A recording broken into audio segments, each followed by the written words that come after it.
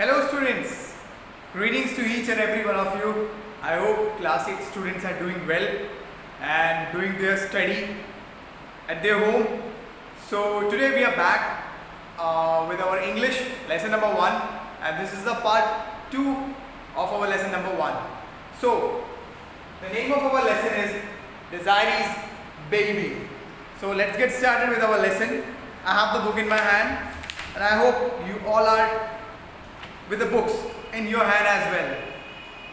So I'm going to read page number 7 and I'm going to explain it what is in the chapter next. So let's get started. Page number 7, first line. She tried to speak to the little quadroon boy, but no sound would come at first. When he heard his name uttered, he looked up and his mistress was pointing to the door. So क्या होता है, वो जो लड़का वहाँ पे खड़ा था, जो क्वाड्रून लड़का जो था, जो नीग्रो जो बच्चा था, उसको उसकी मिस्ट्रेस आवाज़ लगाने की कोशिश करती है, जो डिज़ायरी है वो बुलाने की कोशिश करती है, बट उसके मुंह से कोई भी आवाज़ नहीं निकल पाती, बिल्कुल धीमे से आवाज़ निकलती है। और जब वो धीमे से आवाज़ जो लड़का सुन लेता है तो उसके बाद वो देखता है अपनी मालकिन की तरफ और मालकिन उसको पॉइंट करती है डोर की ओर कि आप बाहर जाइए। He laid aside the great soft fan and obediently stole away over the polished floor on his bare tiptoes. She stayed motionless with gaze riveted upon her child and her face the picture of fright.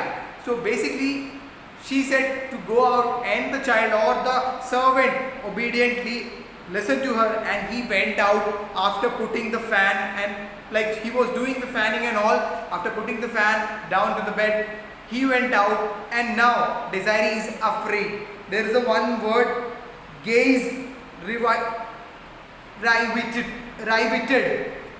The meaning of gaze riveted is looking intently. Presently her husband entered the room and without noticing her went to a table and began to search among papers which covered it. So later on, Aramined, the husband, came to the room and उसने उसको उसकी जो wife बैठी हुई थी उसको notice भी नहीं किया और वो अपने पेपर्स को टेबल के ऊपर ढूंढने लगा। Aramined, she called to him in a voice which must have stabbed him if he was a human, but he did not notice. Aramined, she said again. Then she rose and tottered toward him. Aramined, she panted once more and clutching his arms, look at our child. What does it mean? Tell me. तो जो डिज़ायरी है उसके husband के आने के बाद डिज़ायरी उसके husband को बोलती है Aramined, लेकिन वो नहीं सुनता है, वो ध्यान ही नहीं देता है। फिर उसके शोल्डर पे हाथ रख के उसको बुलाती है Aramined, तो वो Aramined क्या उसकी तरफ देखता है और वो जो डिज़ायरी है वो क्या बोलती है, हमारे बच्चे की तरफ देखो, इसका क्या मतलब है। He coldly but gently loosened her fingers from his arms and thrust the hands away from him. Tell me what it means, she cried despairingly. वो क्या करता है, उसके शोल्डर पे जो डिज़ायरी का हाथ था वो उसको हटा देता है और वो रोने लग जाती है। Despairingly meaning is without any hope. Then she started crying, कोई उम्मीद के साथ नहीं है, वो रोने लग जाती है, उसका मन क्या हो जाता है, दुखी हो जाता है। एंड शी से कि इसका क्या मतलब है, हमारे बच्चे को देख के बोली कि क्या मतलब है, हमारे बच्चे को देखने पे आपको क्या लगता है। It means, he answered lightly, that the child is not white. It means that you are not white. A quick conception of all that this accusation meant for her nerve with her unwanted courage to deny it. It is a lie. It's not true. I am white. Look at my hair. It is brown. And my eyes are grey. Aramined, you know they are grey. My skin is fair. Seizing his wrist. Look at my hand. Whiter than yours, Aramined. She laughed hysterically. So basically, Aramined क्या बोलता है कि ये जो है बच्चा जो है वो वाइट नहीं है, मानी गोरा नहीं है, बिकॉज उसके जो अंडर में जो काम करते थे नीग्रोस थे और वो बच्चा उसी की तरह नीग्रोस की तरह ही दिख रहा था। लेकिन जो डिज़ायरी है वो कहती है ऐसा कैसे हो सकता है, ये झूठ है, मेरे को देखो, मेरे बाल देखो, मेरी आंखें देखो, सब जो वाइट्स होते हैं उनके अकॉर्डिंग ही है। As white as la Blanche's, he returned cruelly. and went away, leaving her alone with her child. तो वो उसको टोंट मारता है as white as La Blanche, और वो क्रूएल्टी के साथ अपना कमरा छोड़ के बाहर चला जाता है. When she could hold a pen in her hand, she sent a despairing letter to Madame Valmont. तो जो मैडम वेलमोंडे थी, उनको जो डिजायरी है वो क्या करता है, लेटर लिख के भेजती है. कौन? डिजायरी. My mother, they tell me that I'm not white. Aramin has told me I'm not white. For God's sake, tell me that it's not true. You must know it is not true. I shall die. I must die. I cannot be so unhappy and lie. तो जो डिज़ायरी है वो अपनी mummy को, जो madam वालमोंडे है, उनको letter लिखती हैं कि जो अरविंद जो कह रहा है कि मैं गोरी नहीं हूँ, जो मेरा बच्चा है वो वाइट नहीं है, और ये झूठ है, आप आके इसको बताओ, इस तरह से आप इसको बोलो.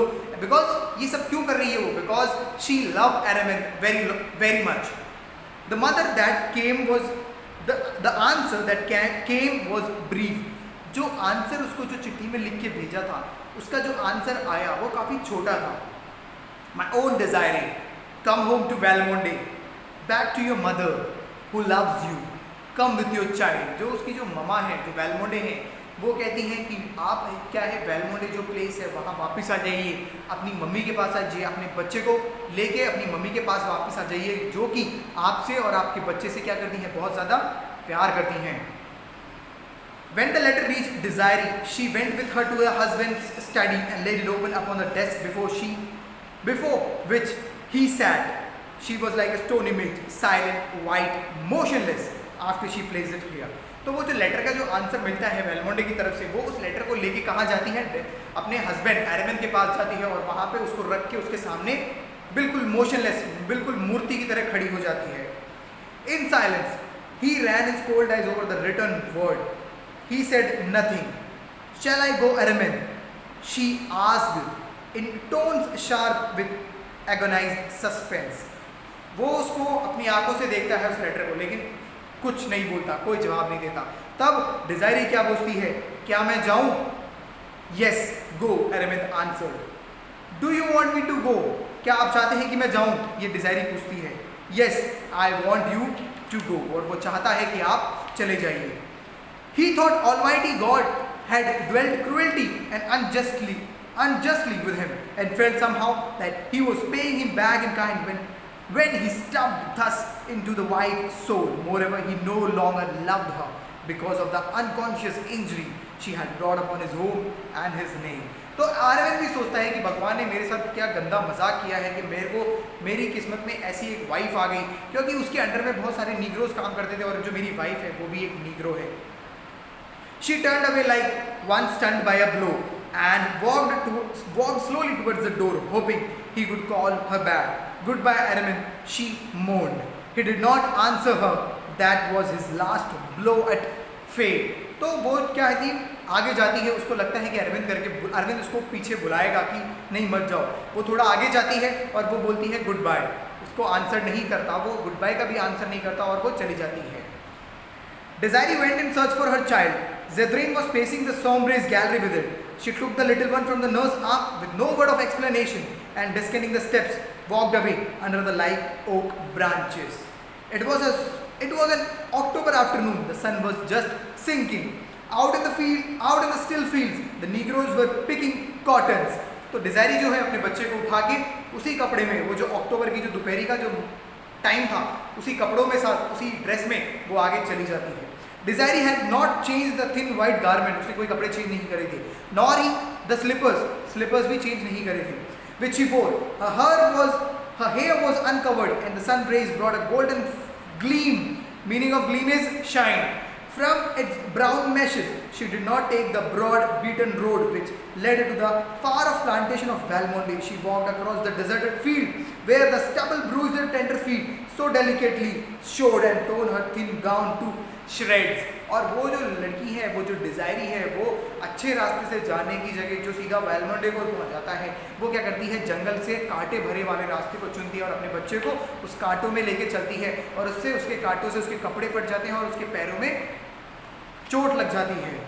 She disappeared among the reeds and willows that grew thick along the banks of the deep, sluggish bayou and she did not come back again. और वो जो है, जो डिजायरी है, वो उस पेड़ों के बीच में से, उस जंगल के रास्तों के बीच में, उस घने जंगल के बीच में अंदर एकदम चली जाती है और दिखाई नहीं देता उसको, कोई भी नहीं देख पाता क्योंकि वो पूरे घने जंगल के अंदर चली जाती है और उसके बाद वो कभी वापस नहीं आती.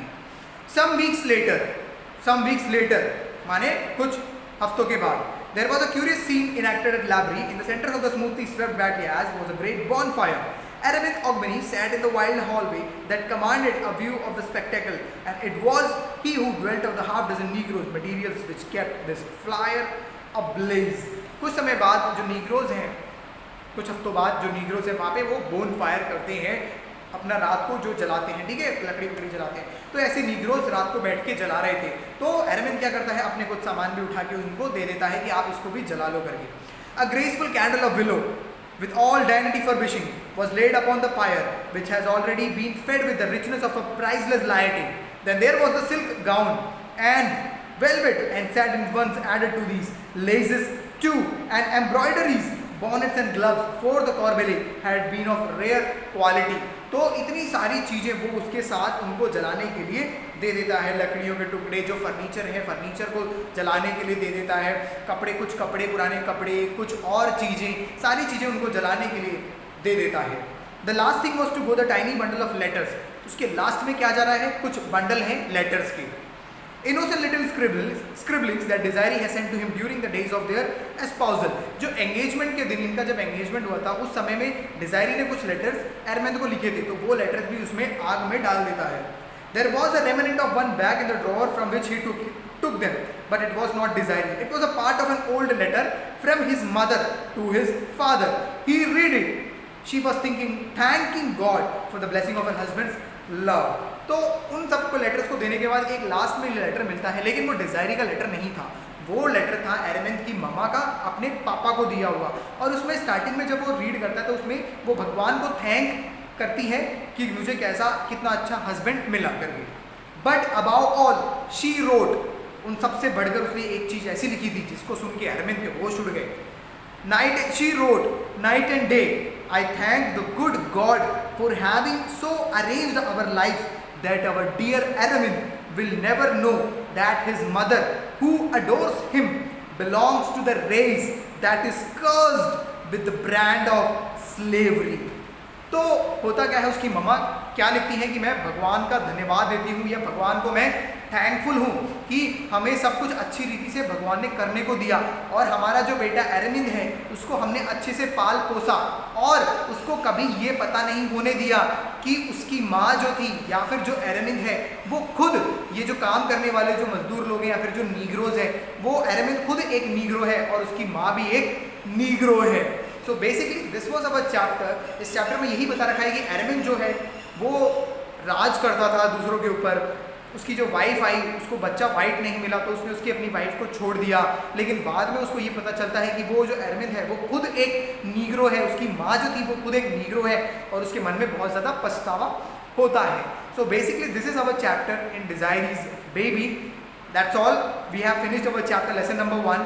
सो if you guys have any doubt or any problem or any issue with the lesson, or if there is any something if you haven't understand, so do one thing, please do the comments, or if you don't find the comment section, go to the WhatsApp group, DM me, message me, I will respond you until you are clear. So till then, until the next class, bye bye, take care, and everyone be safe, be happy, bye.